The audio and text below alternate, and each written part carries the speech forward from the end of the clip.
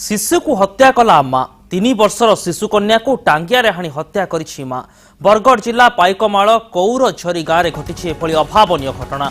हत्याकारी मां सुषमा बरिहा को गिरफ्त करिछि पाइकमाल पुलिस। तेबे मानसिक विकृति पर सुषमा एभली कांड घटाई सूचना मिली। एने अधिक सूचना देवाई आम सहित फोन लाइन रे आम प्रतिनिधि अनंत मटारी। अनंत, प्रकृत में मानसिक विकृतिर जो कथा आसुची ये पूर्वर परिलक्षित होइथिला ना कौन से गोटे घटना को नहीं एत बड़ अघटन घटीगला?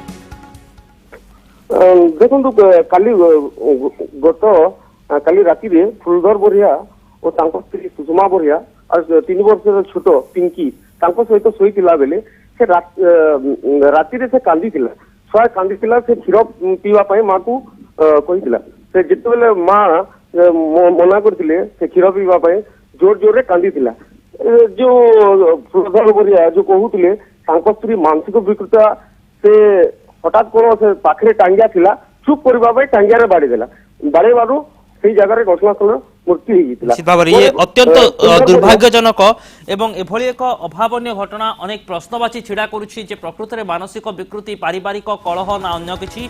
पुलिस तदंत आरंभ करिछि। बहुत बहुत धन्यवाद अनंत आपनकर तमाम सूचना पाई।